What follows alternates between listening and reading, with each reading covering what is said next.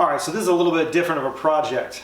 I got wrapped into a grant project for the college that I teach at. And I teach at a wonderful institution called Georgetown College in Georgetown, Kentucky. You probably heard me talk about it before. But it's a second home to me. It's an amazing place with amazing people and an amazing history. And the college received a grant this last year called the Saga grant. And it was through a foundation that allowed us to take the time to reflect on our past and where we want to go in our future, and retell our own story for ourselves and for others. And so they, in the other side of the world over here in the college, have been writing books and have been doing some film work on interviews of people in the college and their history. And part of this grant had a public sculpture in it. And full funny story, I got called to a meeting, and basically I was on the agenda that I was going to be doing a public sculpture. And it was after a couple months ago, a colleague of mine had said, hey, how much budgetarily would it cost for a public sculpture? And I was like, man, I don't know, like, it depends on what you want. Like a giant bronze outside is going to cost more than something else. I said, so I gave them a range. And they picked somewhere at the lower side of that range and just said, hey, you're going to do a sculpture for us if that's cool. And I looked at that and I was like, man, I don't know what would last outside, what would be good for us, and what would genuinely tell the history of the college. And I just wrapped up finishing the Sitka violin. If you haven't seen those videos, go back and watch them. But it was a instrument that was an audio portrait of a place. And it got me thinking that I've been here at Georgetown for over 18 years now, going on 19. And I've collected a lot of trees off the campus of the college. And so I asked Dr. Ward, Roger Ward, the guy that's in this grant running it, if I could make a guitar. I'd never made a guitar before, but we have a lot of students on campus that play guitar, a number of faculty and staff that play guitar, and a number of alumni that are musicians that play guitar. And so he thought it was an exciting idea. So we'll be using this guitar to actually record some music from our Georgetown students, faculty, staff, and alumni from an instrument that is made almost exclusively, with the exception of a couple pieces, of wood from the Georgetown College campus. And so I've been calling it the Saga guitar, but the challenge in this thing is that it also had to retell the history of our college, somehow communicate that. And so I'm going to walk through here briefly this instrument, and then I don't play the guitar. And so I had a good buddy of mine who is a former student here, and that's how I met him, is he was one of my students. His name is Jordan Moody, and I brought him into the studio to play this for you guys so you can see what it sounds like. And then we'll show some glamour shots, and I have some recorded audio of it. But without further ado, here is the Saga guitar. It is an OM size, Martin kind of style guitar. It has a walnut back, which is from a tree that came down near our wellness center here at Georgetown College on Hollyhock, if you're from this area. It has cherry sides and a cherry neck. The cherry sides are actually from library shelving from our library that they were getting rid of years and years ago. The neck came off of a branch that came down near our missions office at the front of our campus. This piece of walnut came from a branch that fell off Giddings Hall. And yeah, there's lots of little pieces that go through it. There's some pear wood up in here, and I'll show you the detail up here in a second, with an old version of the Georgetown College logo that I really like, has a little flame in it. I'll pull it up here now. So I have this piece of pear wood inlaid into there. And this was from Hambrick, the front of Hambrick, which was a big dormitory here on campus years and years ago. So this was at the front entrance of it, these pear trees. But the neck is the thing that tells the story. So inlaid into the neck is a series of flowers. And the flowers start at the bottom with a morning glory. And they're all kind of sepia-toned maple. You see it there? And you'll see it in the glamour shots coming up. but the flowers have relevance and meaning towards the history of the college. I won't go through it all. Well, maybe I'll go through a brief thing. Starting off at the creation or introduction to the college in 1829. The morning glory is something that is very hardy and resilient and quite beautiful, but it spreads quite well. And we had a moment where our trustees decided if the college was going to go to Louisville or stay here in Georgetown. And by one vote, they stayed here in Georgetown, which changed the history of our institution. We were also part of the Civil War.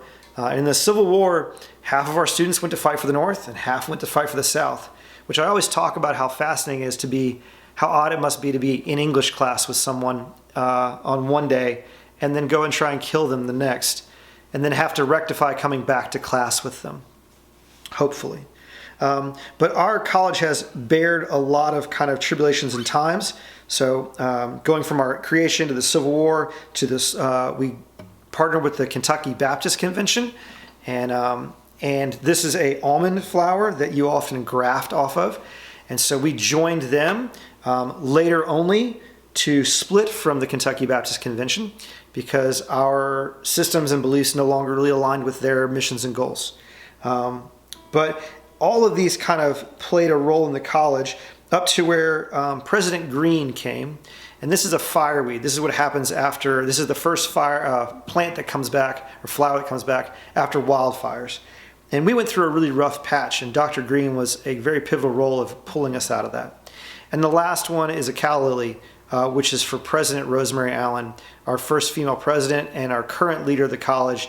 She's an amazing, amazing woman, an amazing academic and scholar and compassionate person. And so this kind of retells our history, and where this will be displayed, there will be some literature to talk about all of that. The one other thing I'll point out while I'm right here is this black ring that's inlaid in here. It has some purfling, which is just maple and then dyed maple, but this black ring is very special. So, we had a large debt in our college is history, to where we actually had $28 million that we owed the bank, basically. And we did a massive fundraising campaign thing where kind of us as a family and all of our alumni and people came together, and through massive donations, we paid off all of our debts, so we are debt-free moving forward. And Dr. Allen actually had the papers for that debt, the paperwork that said we were debt-free, and that kind of contract from the bank. And when we were debt-free, we had a big fun barbecue and cookout, and we set that on fire.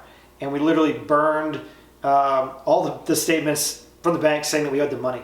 And so that we own it completely outright, which is a really cool thing. But I asked them to save, and Roger brought me some of the ashes after that fire had burned down. And I ground up and compressed those ashes into that black ring. So that black ring that this sound can now project out of are the ashes of what we used to be and what we used to owe. And so now moving forward, it can be kind of something more joyful. On the back. I've never seen this done before, but I thought it was kind of cool. I inlaid a lantern in the neck right there. You can see that little thing. This lantern is all around campus. They have these physical lights all over campus. And we have this part in one of our songs, our alma mater, that our institution is a beacon to guide. And I think that's always been really beautiful, that we are a place that teaches compassion and empathy and being inclusive and everything else that we should be. But more than that, we're a different kind of light to a people that really need it. And so that lantern is really kind of near and dear to my heart. Every time I walk around campus or see it, it makes me think of that. And early on in the college's history, we actually had a mission statement in the early 1800s for the college that said we were preparing students or preparing citizens for the wilderness. Because here in Kentucky, this was the wilderness, at that time. And so we were preparing to send people out, preparing people to go out and be a light in a very dark place, or to be a sense of hope in a place that needed it. And I think we are still doing that very much so today, is preparing people for a different time, but still definitely for the wilderness. So without further ado, I'll have Jordan. You'll see Jordan come in here and see his reaction to the guitar. He's been kind of following along. Like I said, he's a good friend of mine. And he's been kind of giddy talking about playing this and seeing it.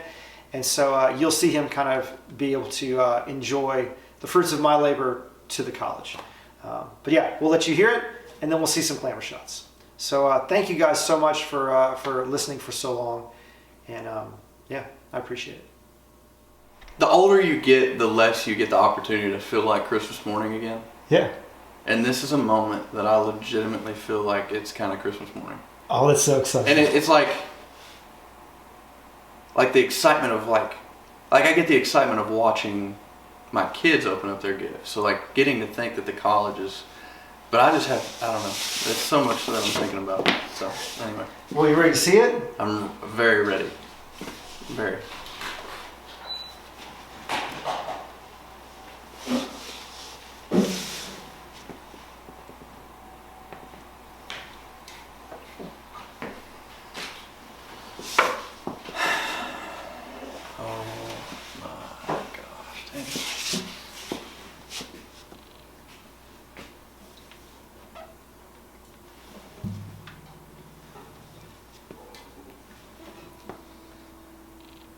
Pretty.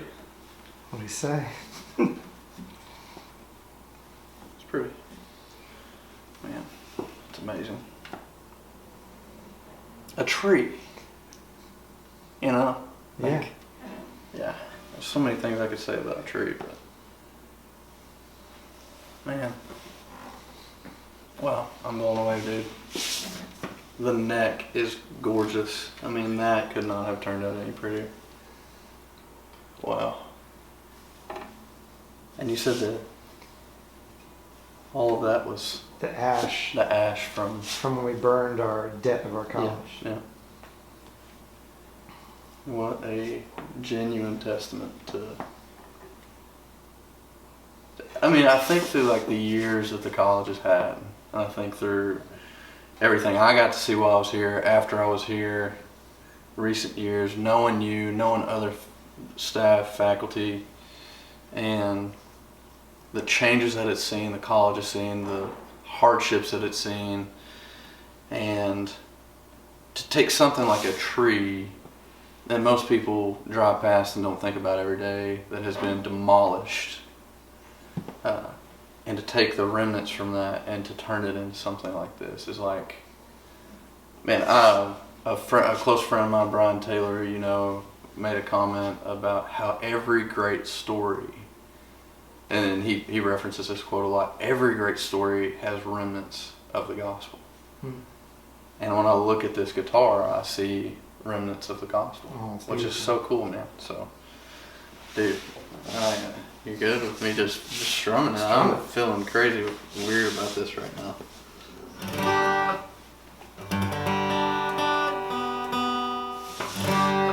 Even out of tune, even not perfectly in tune, I mean, it feels incredible.